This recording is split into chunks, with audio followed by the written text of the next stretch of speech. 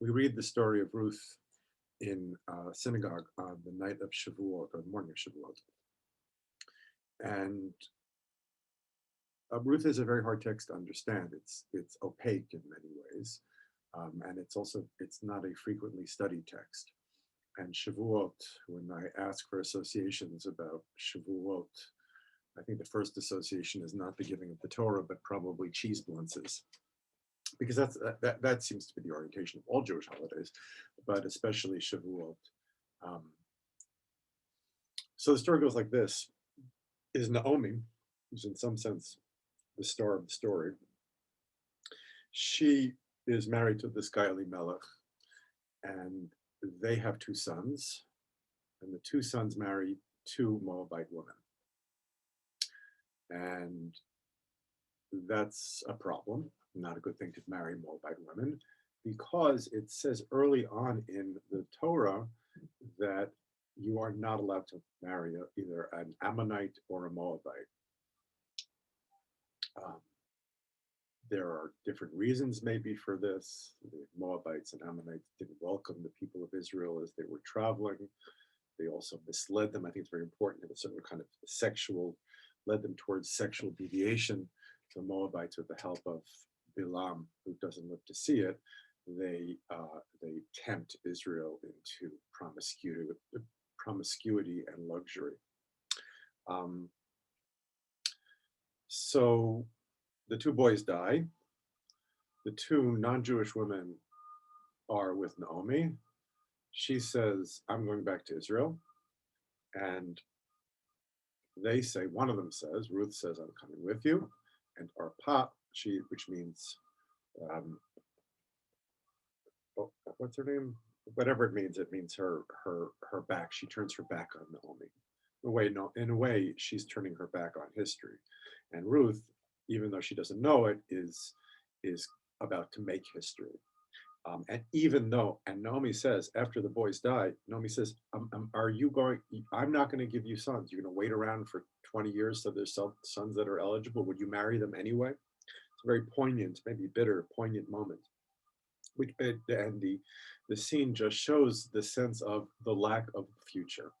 So many of the stories in Midrashim and here also in Ruth are about the possibility of there being no future. Also Esther. I mean, there's always that possibility.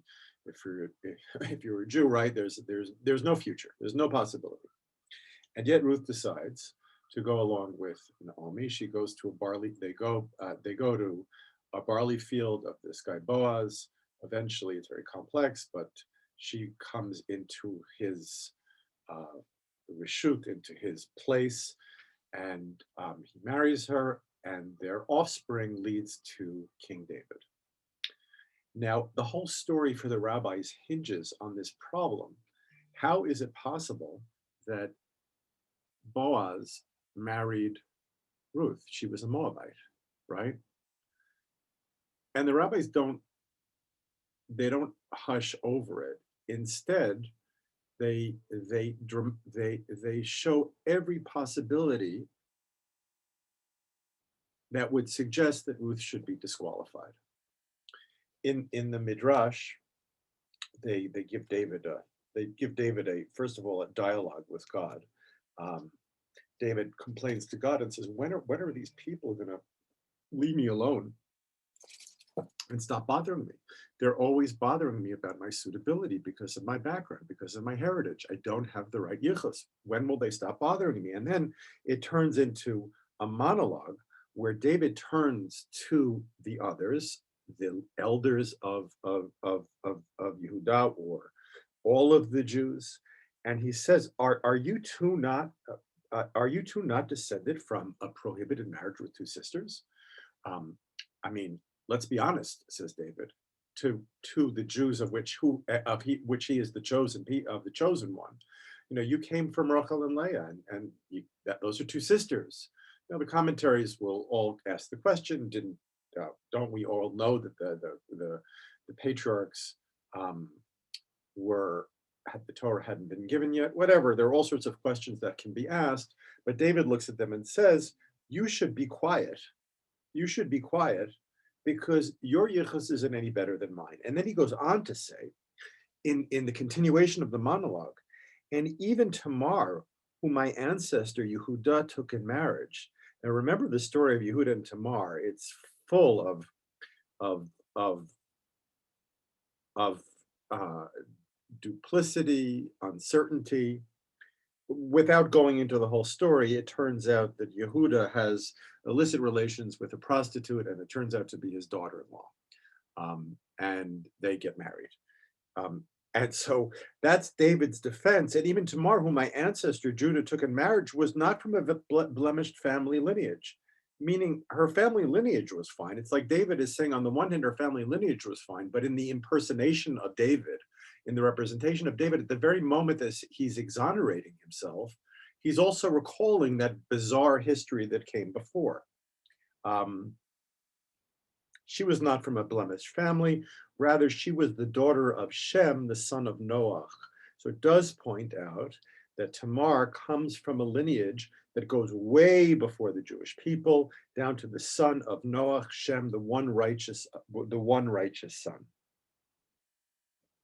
So the story continues, and David is bragging about the fact that he has already been written about. And he says, I've been written about in a sefer and a scroll, a sefer and a Megillah, a book and a scroll. And he says, I was written about in Deuteronomy, and I was written about in Kings, and some rabbis say in Ruth itself. And you can see from those books that I am legitimate. Another rabbi argues and says, when David spoke, he wasn't speaking about a book and a scroll. He was speaking about the Torah itself. He was speaking about Genesis. And in Genesis, there is a pasuk. She bore a son, Eve, and named him Seth. And and it continues, God has provided me another offspring in place of Abel. So here we are back in the Garden of Eden. What are we doing here? And we find that Eve says that I have, in the place of Abel, who Cain killed, I have another offspring. Now the rabbis learn it differently. I mean, this is called, what is really called, heavy duty drush, meaning they know the verse doesn't mean what they're about to say, but they're using it. Another offspring alludes to a more distant offspring, meaning the word Seth can also mean, in verbal form, can mean provided. So they read it again, another offspring alludes to a more distant offspring, a future descendant of Seth, they throw that in, who comes from another place, mimakom acher. And it asks, who is that? Zeh Melech HaMashiach. The whole thing is surprising. It doesn't mention David at all. And all of a sudden, the rabbis are saying that even in the Garden of Eden, the story of the complete works of biblical history had already been published in Genesis. In the beginning is already the end. In a way, that's part of the experience of Shavuot. There are various revelations on Shavuot. The first one is the revelation to the Jews of the Torah. The second is the revelation of the possibility of relationship with the divine. And in this sense, Shavuot, the giving of the Torah is not only it's a holiday for the Jews, but it is the template, the model for Christians and Muslims as well. That is, the revelation is not just, here's the Torah, let me download it for you. The revelation is the relationship, the possibility of that relationship, the possibility of a divine and the human ability to somehow understand the divine. And in addition to that, the revelation is the revelation of the book as the book, the Torah, and in its completion, the book as the very beginning, already anticipating the end. In the beginning, there's already that sense of an ending. And David says, or we presume he says in this monologue, that my existence as the Redeemer of Israel was already anticipated in Genesis. So Genesis, we already knew, and Makom Acher, what does that mean? Zera Acher, that's Ruth. She's the Moabite.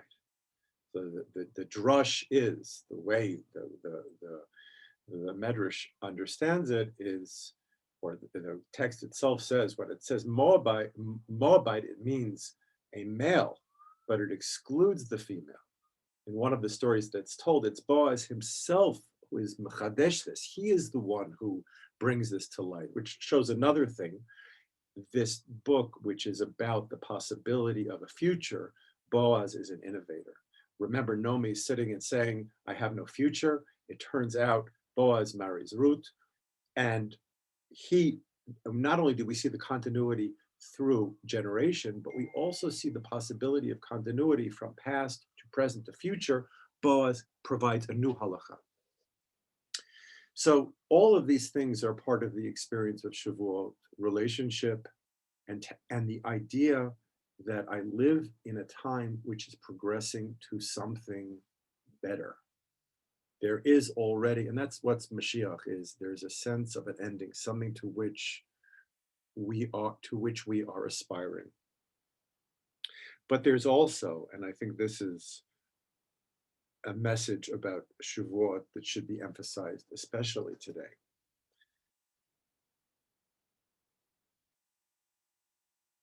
The suggestion and then rejection of the idea that Ruth is somehow a disqualification, and mentioning all the possibilities of her disqualification, suggests really that those tribal elders in the story that the rabbis represent, they represent a kind of Judaism which is very, very limited, right?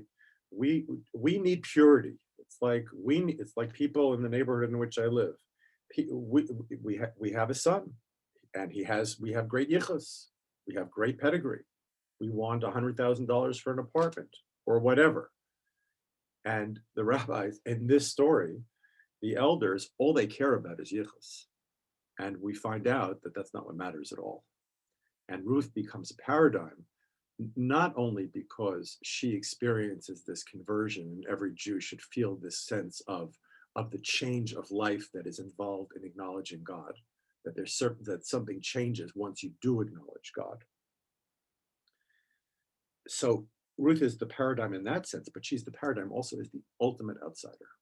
The ultimate outsider who not only comes inside, but she changes the nature of Jewish history. The Medrash says also that up until the time of Boaz, Jews only had princes as leaders. But from Boaz on, when Boaz marries Ruth, as it were, then they created kings. Up until that point, there were only tribal leaders. Boaz, I think, was the head of Yehudah. All there are tribes. But once Ruth comes into the picture, once the outsider comes into the picture, then there's the king.